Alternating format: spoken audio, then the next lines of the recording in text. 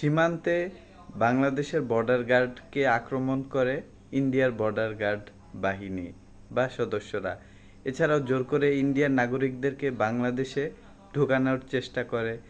বিভিন্নভাবে বর্ডারে অস্থিতিশীল পরিস্থিতি তৈরি করে, দেশের মধ্যে অস্থিতিশীল তৈরি করে ইন্ডিয়া তাদের স্বার্থ উদ্ধার করার জন্য বাংলাদেশকে কেন্দ্র করে এগুলো করে।